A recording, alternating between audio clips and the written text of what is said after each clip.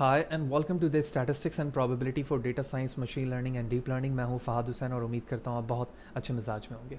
इस सेशन पे हम जानेंगे कि बाइनोमियल डिस्ट्रीब्यूशन क्या होता है। लिहाजा वीडियो को फर्दर स्टार्ट करने से पहले मैं बताता चलूं कि इससे रिलेटेड जहां पर हमने डिस्ट्रीब्यूशन के टॉपिक को स्टार्ट किया, प्रोबेबिलिटी क्या होती है, टाइप्स ऑफ प्रोबेबिलिटीज़ क्या हैं, डिस्ट्रीब्यूशन किस किस तरह की हो सकती हैं, वो वीडियोज़ आपने ज़रूर देखा हो।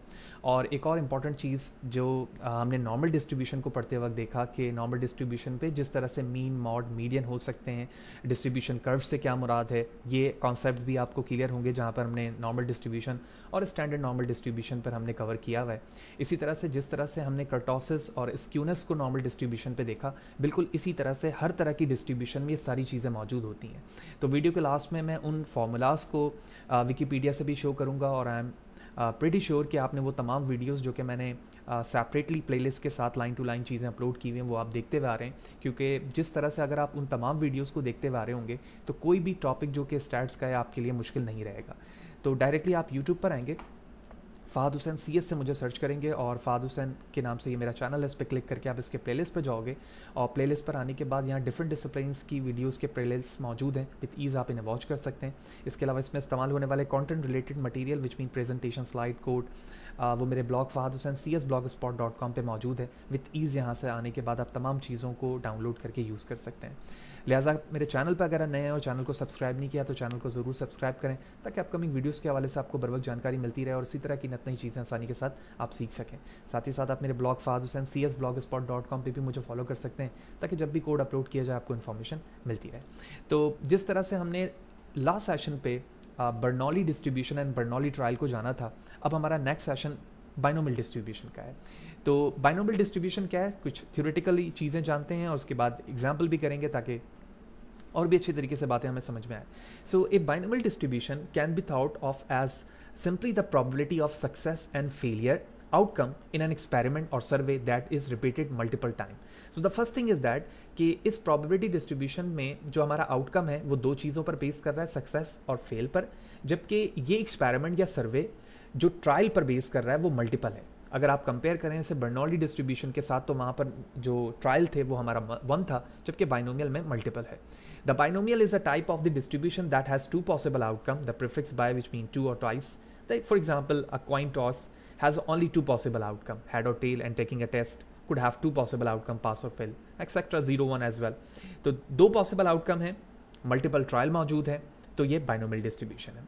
इस बाइनोमियल डिस्ट्रीब्यूशन का जो प्रोबेबिलिटी मास फंक्शन होगा, प्रोबेबिलिटी मास फंक्शन मैं क्यों कह रहा हूँ और प्रोबेबिलिटी डेंसिटी फंक्शन किसके लिए इस्तेमाल किया जाता है, cumulative density and cumulative mass function क्या होता है, ये भी एक सेपरेट प्लेलिस्ट के साथ मौजूद है। होपफुली आपने वो भी वीडियो देखी हुई होगी। जब तरतीब से आप सारी चीज़ें देखेंगे आपको कोई इशूज़ नहीं होंगे कि जो मैं ट्रम्प बार पर इस्तेमाल कर रहा हूँ।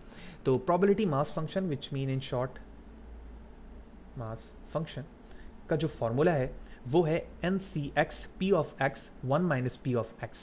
तो इसका मतलब ये हुआ कि ये कॉम्बिनेशन ऑफ वैल्यूज़ का बता रहा है, जहाँ पर N जो है वो नंबर ऑफ ट्रायल को रिप्रेजेंट कर रहा है कि कितने ट्रायल पर आप अपना एक्सपेरिमेंट कर रहे हैं। नंबर ऑफ सक्सेस डिज़ायर्ड यानी आपको कितना सक्सेस वैल्यू डिज़ायर्ड है, यानी आप फॉर एग्जांपल आप हेड लाना चाह रहे हैं 10 दफ़ा, ठीक है, तो ये नंबर जो है 10 यहाँ पर X की वैल्यू कहलाएगी, जबकि P यहाँ पर probability of getting a success in 1 trial है, एक ट्रायल में जो सक्सेस आने के चांसेस हैं उसे यहाँ पर P को कहा जा रहा है, जबकि उसी में जो फेल होने के चांसेस हैं, ठीक है, फेलियर के 1 ट्रायल के अंदर वो 1 minus P, और इस 1 minus P को Q भी लिखा जा सकता है और उसकी पावर यहाँ पर X मौजूद है। तो ये था हमारा probability mass function of binomial distribution. अब जब हम फार्मूला समझ चुके हैं, बेसिक एग्जाम्पल जान चुके हैं, तो अब हम इसकी कुछ प्रॉपर्टीज़ भी समझ लेते हैं ताकि उन प्रॉपर्टीज़ के बिहाफ पर हम ये बता सकें कि ये डिस्ट्रीब्यूशन बाइनोमियल है या फिर नहीं है। So the first property, the experiment consist of n identical trial, यानी n number of the identical trial इसके अंदर मौजूद होंगे, more than 1 in simple word.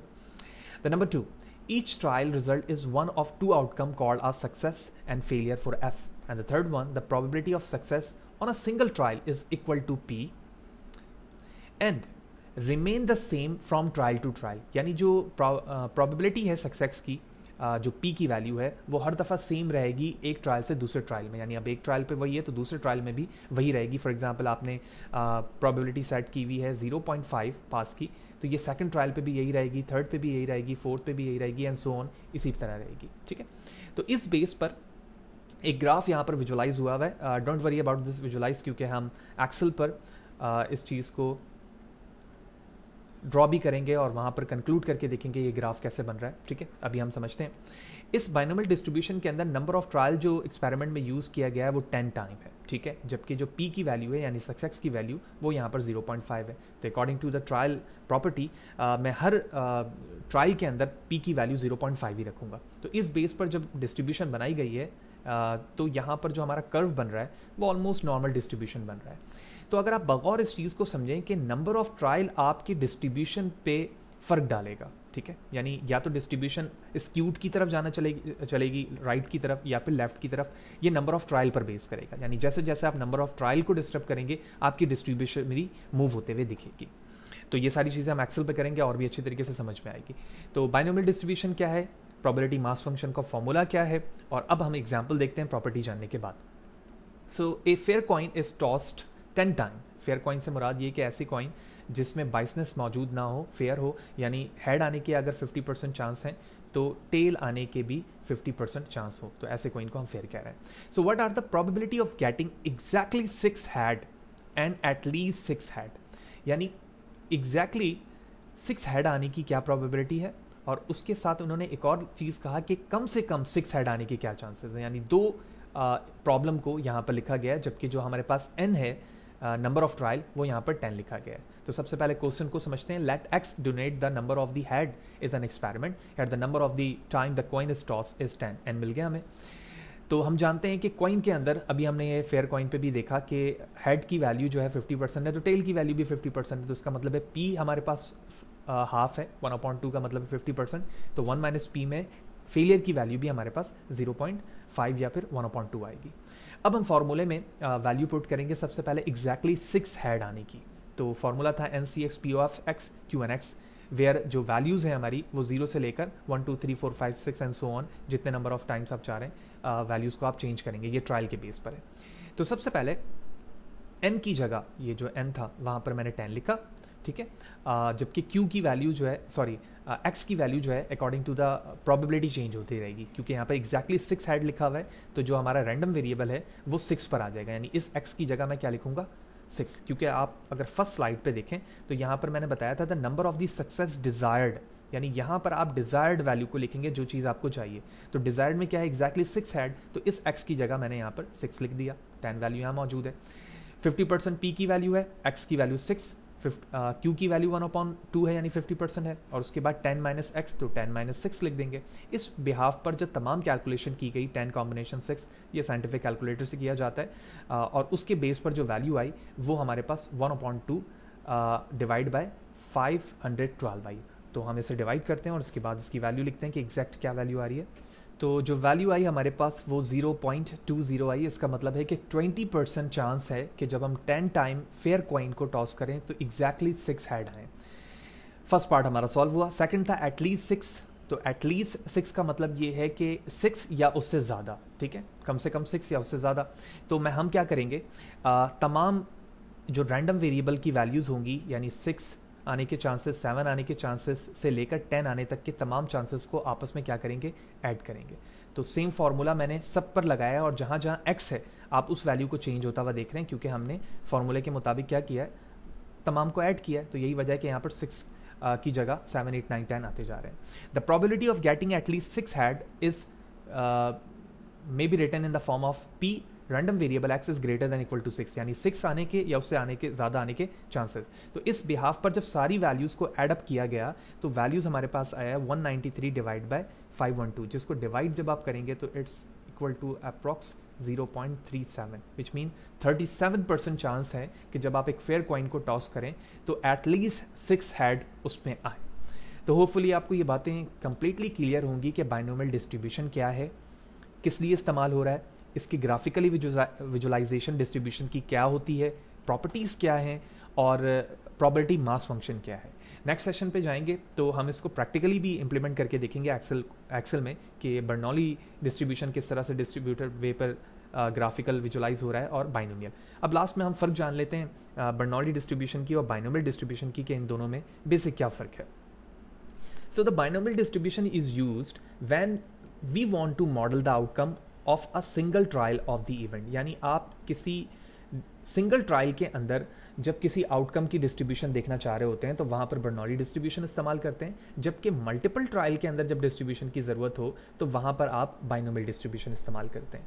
Bernoulli distribution को रिप्रेजेंट करने का तरीका कुछ यूँ होता है कि आप रैंडम वेरिएबल लिखते हैं, टिल्ड का साइन, और उसके बाद बर्नौली नेम लिखते हैं इन शॉर्ट जैसे मैंने लिखा, और उसके बाद जो इसमें एक पैरामीटर इस्तेमाल होता है वो स्मॉल पी इस्तेमाल किया जाता है जो प्रोबेबिलिटी ऑफ सक्सेस को रिप्रेजेंट करता है, जो यहाँ पर लिखा हुआ भी है। जबकि अगर आप बाइनोमियल को जब रिप्रेजेंट कर रहे होते हैं तो रैंडम वेरिएबल टिल्ड साइन, जबकि यहाँ पर दो वैल्यूज़ लिखी जाती हैं एन एंड पी। एन यहाँ पर नंबर ऑफ ट्रायल को, जबकि पी जो है वो प्रोबेबिलिटी ऑफ सक्सेस को रिप्रेजेंट करता है। मीन यानी एक्सपेक्टेड वैल्यू बाइनोमियल डिस्ट्रीब्यूशन का पी के बराबर, जबकि बाइनोमियल का एन पी के बराबर होता है। वेरियंस जो है पी 1 माइनस पी के बराबर होता है, और बाइनोमियल का n p multiply by 1 minus p, और इसी पर अगर स्क्वायर रूट कर दिया जाए तो ये इसका स्टैंडर्ड डिविएशन और ये इसका स्टैंडर्ड डिविएशन बन जाएगा।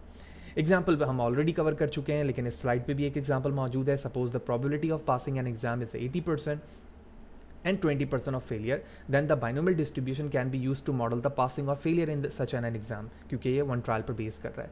जबकि probability of suppose the probability of passing an exam is 80% and the failure is 20, then if we want to find the probability that the student will pass in exactly 4 out of the 5 exam, so we use the binomial distribution, क्योंकि यहाँ पर trials की quantity बता दी गई कि 5 exam में से exactly 4 वो कवर अप कर रहा है पास, तो उसके होने के क्या चांसेस हो सकते हैं। तो इस तरह से बर्नौली डिस्ट्रीब्यूशन को भी हम जान चुके हैं और बाइनोमियल भी, इनके दरम्यान फ़र्क भी, एग्जाम्पल भी। अब चलते हैं हम विकीपीडिया पर, जहाँ पर हम इन चीज़ों को कवर अप करेंगे कि कौन कौन से फार्मूलाज हैं जो नॉर्मली यूज़ हो रहे होते हैं, किसी भी तरह की एग्जाम्पल हो सकते हैं या क्वेश्चंस हो सकते हैं। तो बाइनोमियल डिस्ट्रीब्यूशन का यहाँ पर मल्टीपल ग्राफ मौजूद है, जिस ग्राफ को आप प्लॉट करके भी देख सकते हैं। यहाँ पर पी की वैल्यू चेंज हो रही है तो डिस्ट्रीब्यूशन भी आप चेंज होते हुए देख रहे हैं, ठीक है, जो कि नंबर ऑफ ट्रायल पर बेस करेगा। इसी के आगे जो है क्यूमुलेटिव डिस्ट्रीब्यूशन भी मौजूद है जो कि बाइनोमियल का है। और अगर आप नीचे आएँ तो यहाँ पर तमाम फार्मूलाज मौजूद हैं। प्रोबेबिलिटी मास फंक्शन आप देख रहे हैं यहाँ पर, ठीक है, ये भी एक फार्मूला लिखने का तरीका है उसी चीज़ को जिस तरह मैंने वहाँ पर कॉम्बिनेशन पे लिखा हुआ है। Mean value, median, mode, variance, skewness, kurtosis, बाकी फर्दर तमाम वैल्यूज़ यहाँ पर मौजूद हैं। तो फर्दर चीज़ों के लिए आप इसे भी देख सकते हैं ताकि आप मज़ीद बेहतर तरीके से बाइनोमियल को समझ सकें। तो होपफुली सारी चीज़ें आपको क्लियर होंगी कि बाइनोमियल डिस्ट्रीब्यूशन क्या है, किस तरह से वर्क करता है, क्या एग्जाम्पल है और क्या फ़र्क है बर्नौली और बाइनोमियल में। फिर भी कोई सवाल है, कोई चीज़ अगर समझ में नहीं आई है तो कमेंट सेक्शन पर ज़रूर पूछें, कोशिश करूँगा इस हवाले से आपको बरवक्त जवाब दे सकूँ। वीडियो अच्छी लगी है तो लाइक करें, ज़्यादा लोगों को शेयर करें, और चैनल को सब्सक्राइब नहीं किया है तो चैनल को ज़रूर सब्सक्राइब करें ताकि इसी तरह की नई टेक्नोलॉजी से रिलेटेड चीज़ें बर वक्त आसानी के साथ आप सीख सकें। See you in the next session.